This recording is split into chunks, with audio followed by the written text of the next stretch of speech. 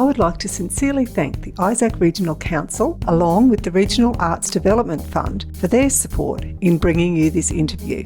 The Regional Arts Development Fund is a partnership between the Queensland Government and Isaac Regional Council to support local arts and culture in regional Queensland. Debra Lamont was my local town's Inspiring Woman of the Year in 2020, and since then I've been very keen to catch up with Debra to find out all about her work with foster children. I think there's no better time than Mother's Day to chat with this very special mum. Debra and her family have so much love to give, and while it hasn't always been easy for them, they have changed the lives of so many kids and their families. I absolutely loved hearing Debra's story, and I hope you will too. Debra, thank you. I've really been looking forward to talking to you because I'm so interested in the foster care system and what brings kids to people and what puts them into the foster care system and, you know, how they arrive there. So I'm so grateful to you for telling this story. And I will just mention that last year in 2020 you were Claremont's Inspiring Woman of the Year and most well-deserved. So, thank you. Debra, first of all, I want to ask how many kids of your own that you have? I have two boys. Right. Leslie and Peter, who I'm very proud of. Oh, I'm sure you are. Yeah. So when did you start fostering and what made you decide to get into looking after other kids? 2006 we started, and I've always wanted to help families, help children, basically. Yeah. My mum once said to me, children don't ask to come into the world, but they deserve to be loved. Yeah. Yeah. So basically I wanted to put families back together. That was the main reason, to help and put them back together. Yeah. Yeah. I'm very lucky and privileged to have a wonderful family. Yeah. So how old were your kids back then when you first started? Your own children? My children were both grown up. Oh, right, okay. Yeah. So how did you, what's the process of starting out on that foster parent path? Well, basically you start off by contacting the department. Yeah. Then you will go and do some courses, and they will prepare you to become a foster carer. And you have an interview. I think our interview went for about 6 hours. A guy come out and interviewed us. So he comes to your home? He did come to home, interviewed myself, my husband, my granddaughter that was here at the time, and just asked, how we felt, and, then you have a police check, of course. Where do you go from there? It is a long road to become a carer, but the end result, it is worth it. At that early stage, Debra, are you able to say, look, I only want babies, or I only want older children? And when you decide if you want those older children, is there training to help you cope with kids that might have had some trauma experience? Or it's your choice, age bracket, and you do have training if you need it. They do support you. Anglicare is the agency that give us support. They're the ones that will help you with anything. If things get really, really difficult and you feel you can't cope, then they can remove that child and give it to another carer or place it in. I imagine that wouldn't be ideal for the child, though. No, it's not. Yeah. It is not. It's very difficult because the children feel then that they're being kicked from carer to carer, unwanted. Yeah. So then, your circumstances escalate, but then you will find with children in placements, if they are not happy in a placement, that is a way out for them to be naughty. so that that carer, you know, sort of can't cope. So then they move on. Right. So they're sort of a bit smart too if they don't, if they want to move from where they are. Yeah. They are. Yeah.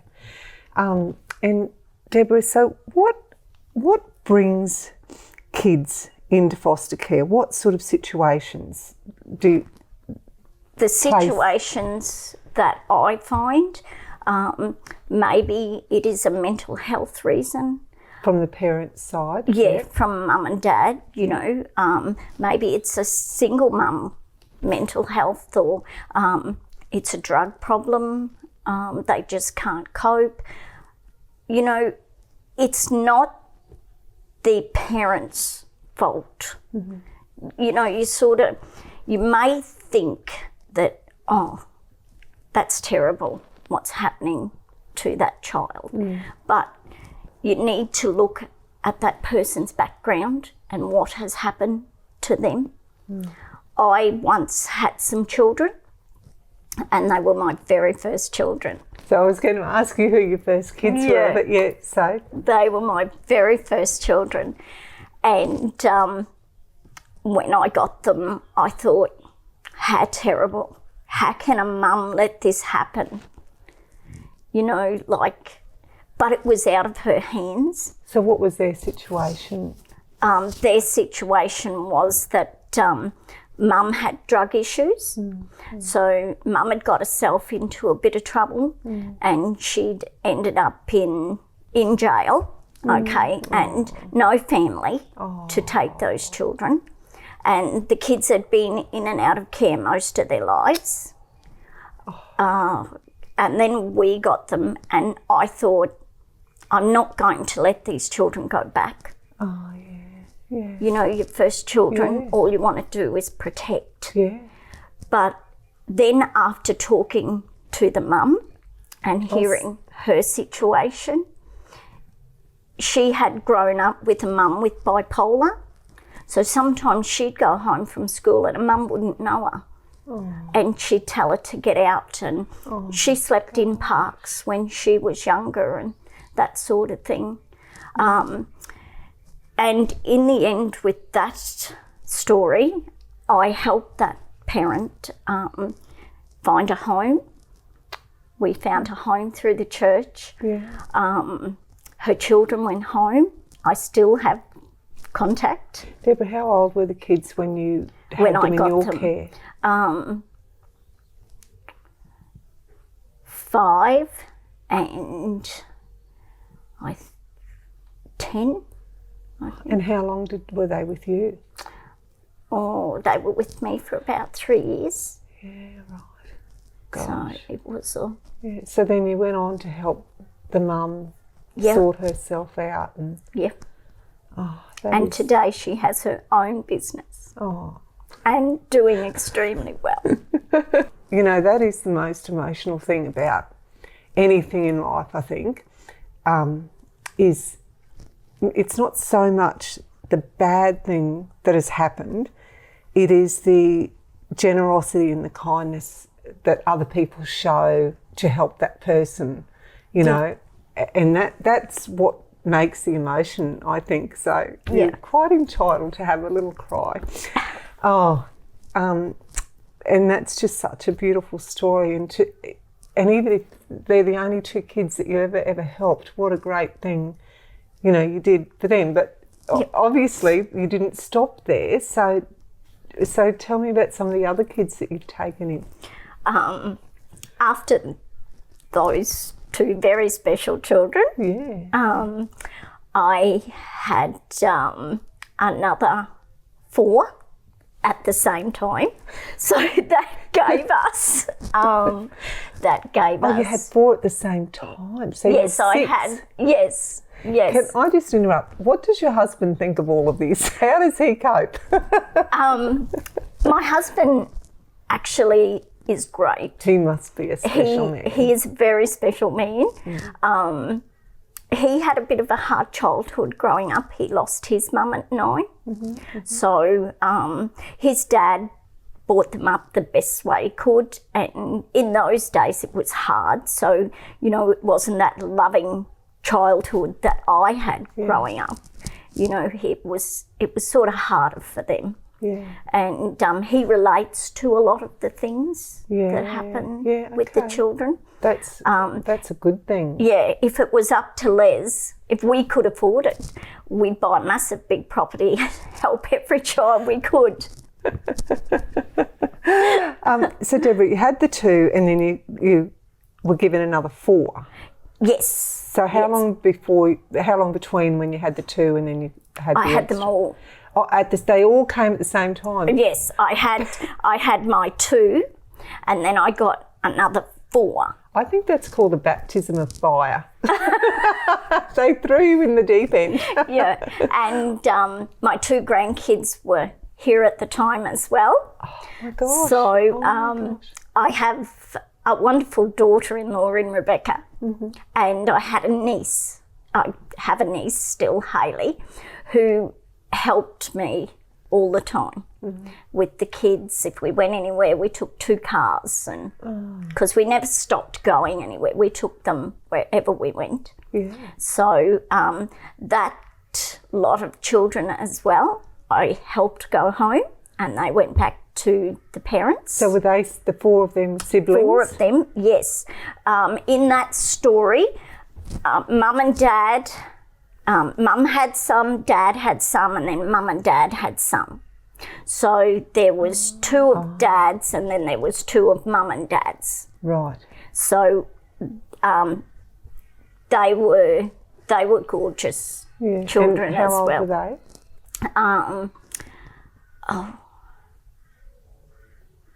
One in year 3, one at home, 2 in high school. Yeah. So how do those older kids, because they have to assimilate into a whole new life, don't they, and have to go to school and make friends. So how do those 6 kids cope with doing that?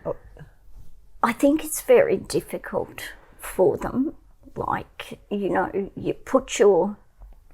I always put my grandchildren in that situation.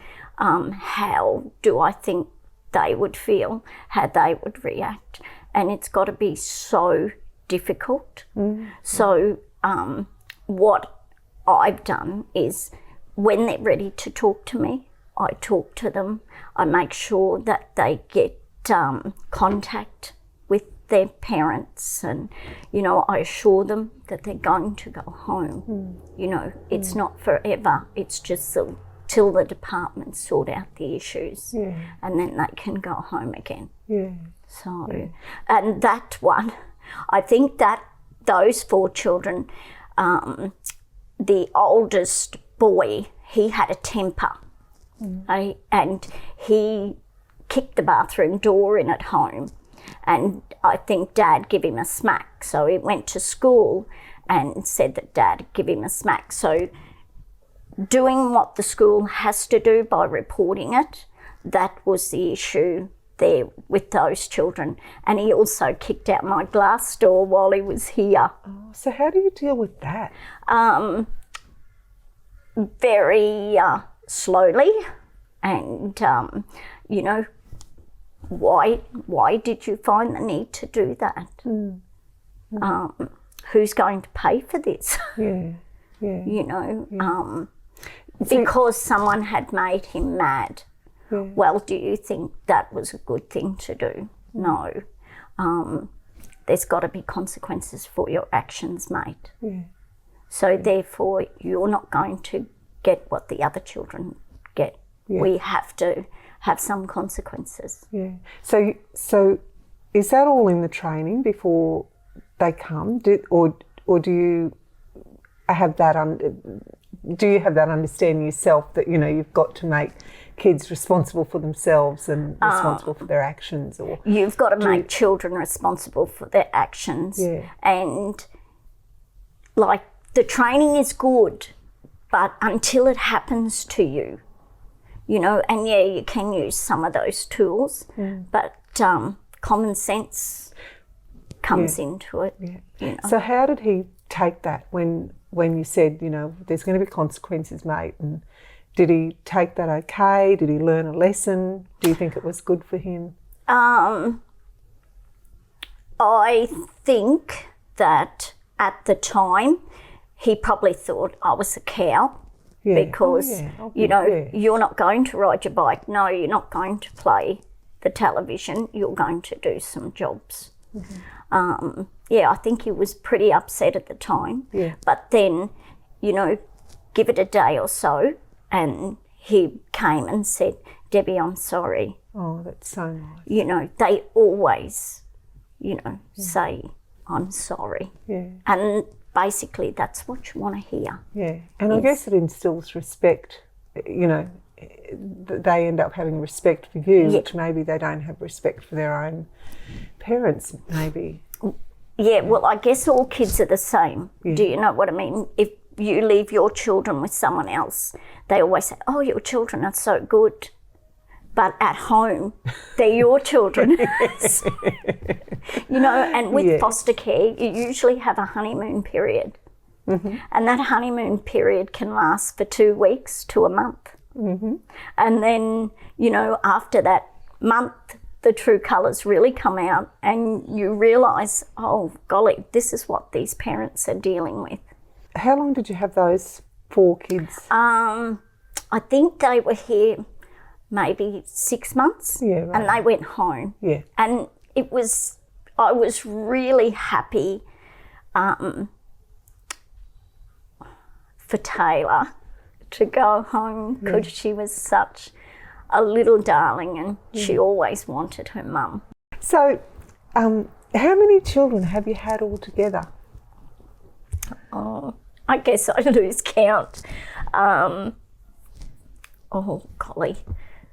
Maybe 40 have been through the house. Oh, that's counting respite children as well. What are respite? Respite children are just giving another carer a break. Oh, right, okay. Where they might just come for the weekend, Friday, go Sunday. Yeah. I've had a few of those. I've had some for a week and a couple of weeks and that sort of thing. Yeah. So, yeah. What about babies? Because I'm interested.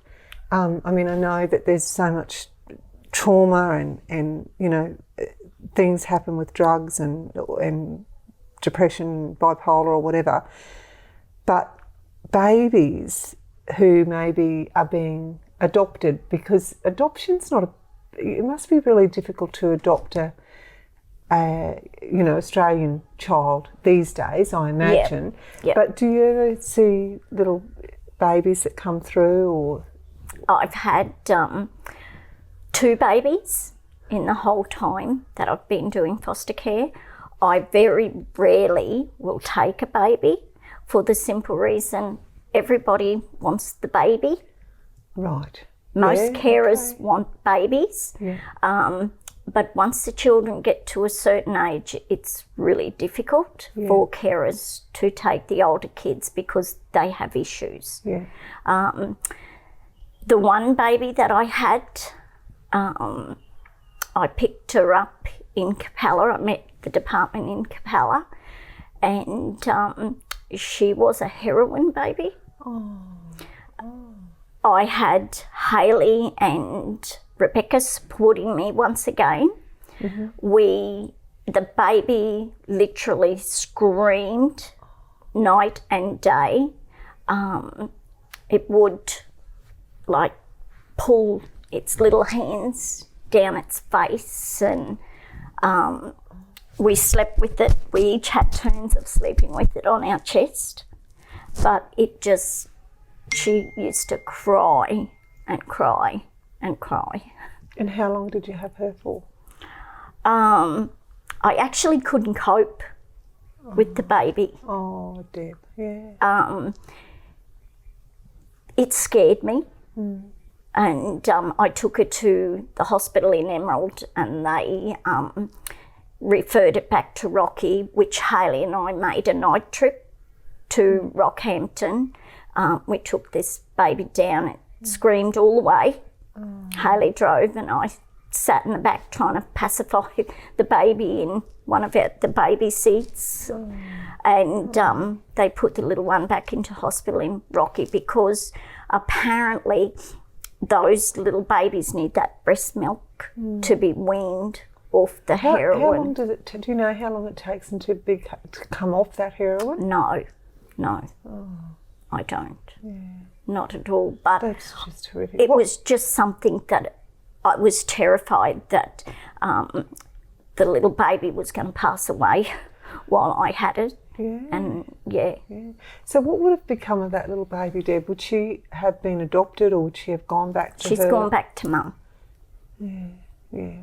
Yes, she's gone back to that same Mum I helped. Yeah. So the mum got herself back on track. Yes. She's done extremely well for herself, the mum now. Yeah. And the little girl's, what would she be? She'd probably be about 14 now. Yeah. Those parents, they must carry an awful amount of guilt around. Yes. Yeah. They do. I'm sure they do. Yeah. Thing. And I never judge those parents because we don't know their background. No. We don't know what happened to them in life. Yeah. And how they ended up where they are. That's exactly right. They might not have the support we have of a family. I had massive support of my family. Yeah, it sounds like you couldn't do what you do without your extended family. I couldn't. My mum, I'm from a family of 6 and the 6 of us are very close. Our children, my children, grandchildren, they know exactly who everyone is, What's the most difficult child you've had? The most difficult child? Most difficult, to have in your life. Would be a girl that I had.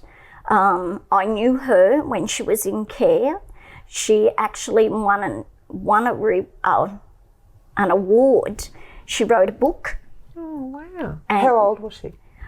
She was only in primary school. When I got her back, she was 14, 15. And that's a really funny story because the department rang me and she's a beautiful girl, very pretty girl. And I think she was 15 and they said to me, would I take her? And I said yes, because I knew her. And they said she was pregnant. Oh. So anyway, out she comes, off to the doctor we go. The doctor didn't do a pregnancy test, just sent us back to Emerald for scans. Anyway, in Emerald, she ran away from me. Oh. And I found her, and, when you have a scan, you're supposed to drink a lot of water and that sort of thing. And we went to have the scan. I found her and I marched her in, and I'm not going to waste all day down here with you. I said, you're having a scan. Anyway, she's drinking the water and we went for the scan. There was no baby. I said, oh God, the baby's drowned. So did she make it up? Yeah, she did. Oh, you naughty little girl. She was. So why did she make it up? I don't know.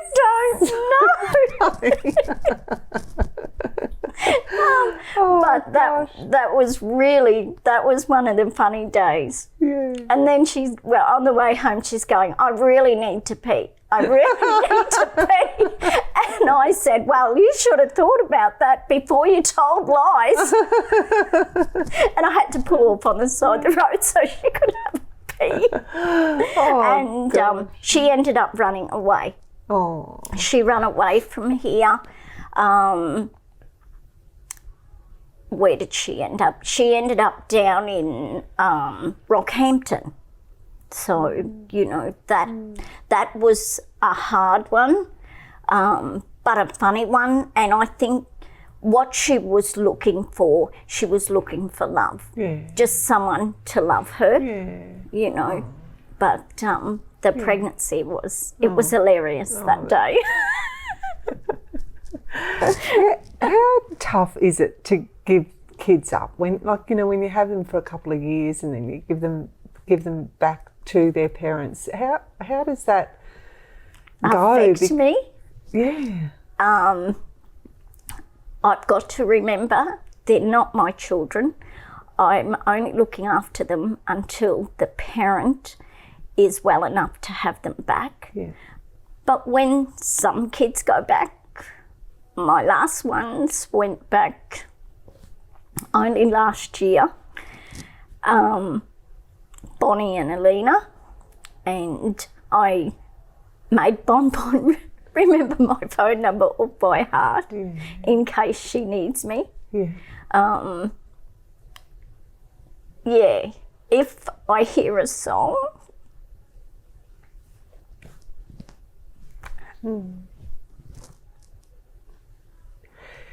There's so much good that you do, but it's painful, isn't it? it's very. Bonnie would have the video I showed you. Yes. Yeah, and they all went back because Mum had 6 children, so they all went back 2 by 2. To start with, I had the 4 plus my 2, Ian and Soph, and then it got a bit much, you know, having the 6 kids, because I work full-time as well. I have a full-time job. Yeah. So that You need one to pay for all these kids. the department do subsidise you. They do give you a payment every fortnight for the children. Yeah. So, you know, you do have money there to buy clothes and feed them and things that they need, but you still do need a job to do other things with them and that sort of thing. But Bonnie really touched me.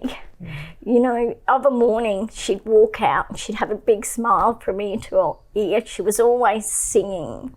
She was amazing. She was a talented, bright little girl. And I worry, is she got enough food? Is she warm? How old is she? Bonnie is 11. Yeah. Her birthday was this month as well. Yeah. So her and Sophie, one day they were got all dressed up to go to school. It was plain clothes day. And they were out on the veranda and they said, Debbie, can you take a picture?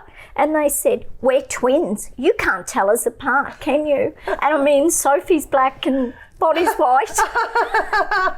So I rang Deb, the bus driver, and I said, because they said Deb wouldn't know them, and I said to Deb, oh, you've got twins coming this morning. So when they got to the bus, Deb said, I can't tell you apart today.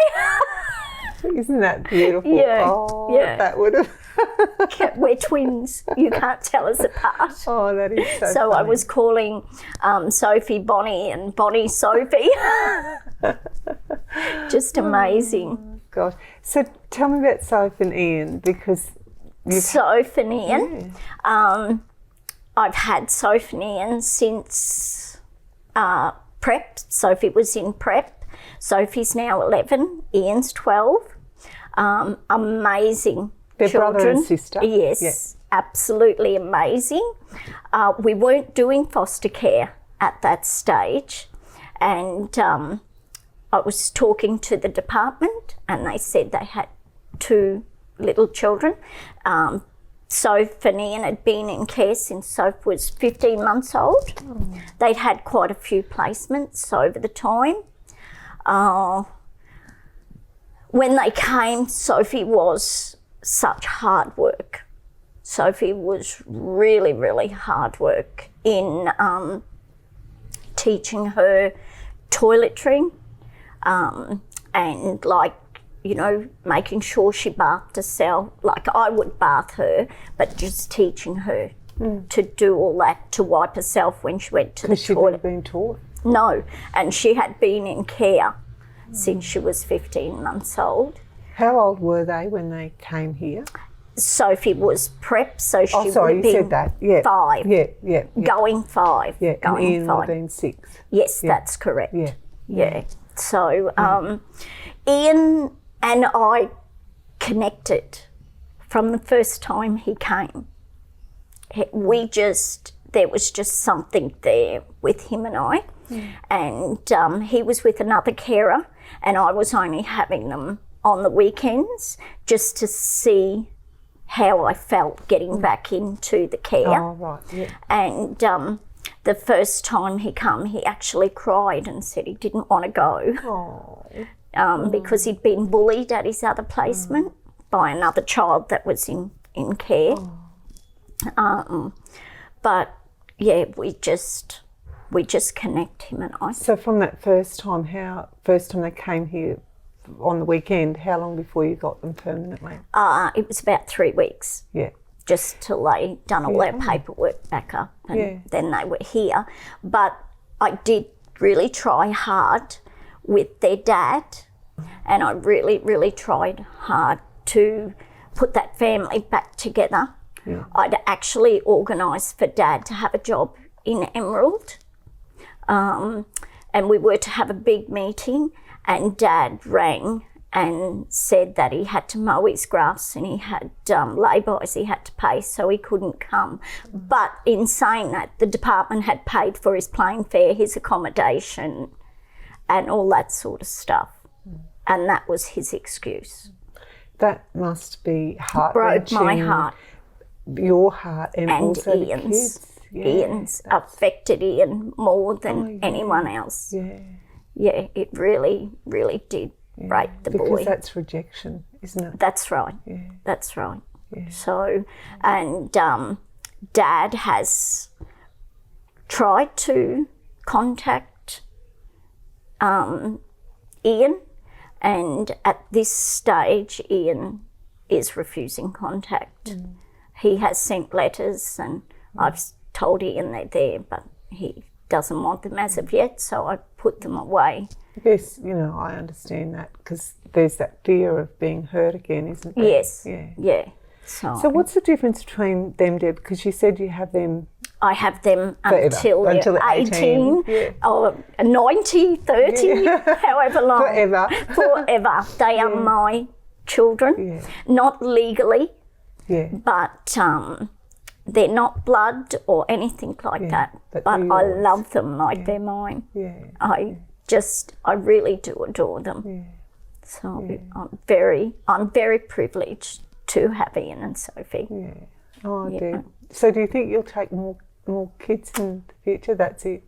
Ian and Sophie. Yeah. It's come to a stage where Ian, nothing bothers Soph. She just goes with the flow of Soph. But Ian's at a stage where he just wants it to be our family. He's happy with my grandchildren. They're so close.